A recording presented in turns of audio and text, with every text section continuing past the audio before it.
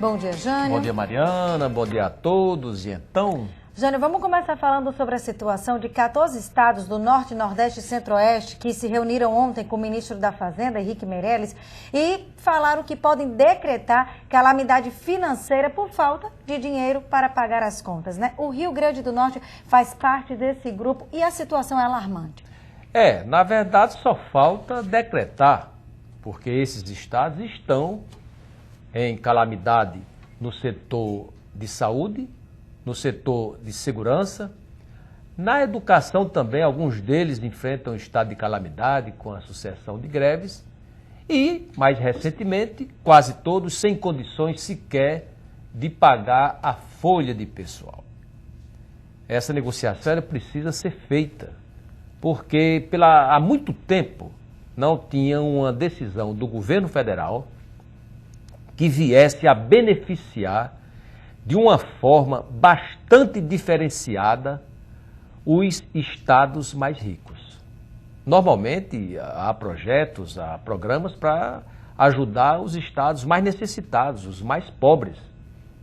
Mas houve essa inversão quando a gente viu estados como São Paulo, Rio de Janeiro, Minas Gerais e Rio Grande do Sul negociaram, eles estavam com uma dívida impagável junto ao governo federal, fizeram um alongamento da dívida, conseguiram uma carência de 10 meses, até com redução de juros, e de uma forma objetiva, financeira, esses estados foram beneficiados com alguns bilhões.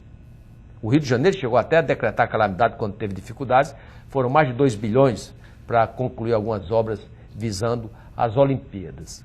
Esses estados nordestinos, quase todos eles, não têm uma dívida tão grande quanto a dívida de São Paulo, mesmo considerando-se a população de São Paulo e a população desses estados, mesmo considerando. E alguns deles, como o Rio Grande do Norte, em função de um ajuste que já vem sendo feito há alguns anos, a gente sabe que no governo Rosalba Ciarline, ela trabalhou muito no sentido de não aumentar a dívida, de ajustar despesas ao caixa do governo, e o atual governo ele não tem uma dívida para negociar. Então eles estão indo ao governo federal porque, mesmo com alguns estados do Norte e Nordeste tendo aumentado a arrecadação de tributos, a que vem do governo federal, através do Fundo de Participação dos Estados, o FPE, ela está bastante abaixo do que vinha no ano passado. E esses estados estão querendo que pelo menos o que receberam no ano passado, recebam esse ano dentro de uma negociação financeira, tributária, que o governo federal tem como fazer isso. Inicialmente, esses estados estavam querendo algo em torno de 14 bilhões, já reduziram para 7 bilhões. Hoje, essa matéria está repercutindo nacionalmente. Os grandes jornais, os jornais regionais, colocaram em manchete, em primeira página, essa negociação.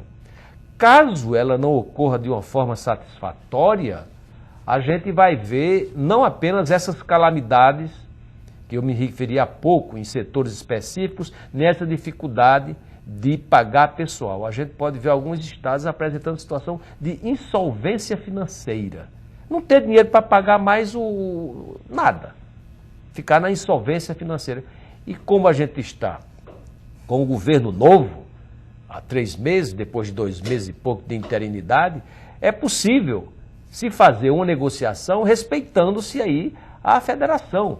A federação ela exige tratamento igual para os estados. E a gente, nessa negociação específica da dívida dos estados e dessa reivindicação dos estados do Nordeste e do Norte, não está vendo essa equanimidade, não está vendo essa paridade, não está vendo essa igualdade no tratamento, considerando-se inclusive a população. Porque o estado de São Paulo, a gente sabe, é o mais populoso. E a gente não pode querer comparar estado por estado. Mas o Senado existe para isso. Cada estado tem 3 senadores. Porque é uma garantia que não apenas a população deve prevalecer em todas as negociações, mas como unidade da federação, é preciso que sejam preservadas essas condições de igualdade. E nesse momento não está ocorrendo. Então é uma negociação que a gente não pode ver apenas nesse momento atual. Tem que ver o restabelecimento nesse novo pacto federativo que estão falando aí, não é? Nesse novo pacto federativo, nessa mudança na distribuição do fundo de participação, nessa reforma tributária, ver se situações como essa não se repitam. E se houver necessidade, que pelo menos o mais beneficiado seja aquele que mais precisa, e não como ocorreu agora, em que os mais beneficiados até o momento estão sendo os estados mais ricos e, portanto, com condições mais estruturantes, estruturadas de recuperação do que esses estados do Norte e Nordeste.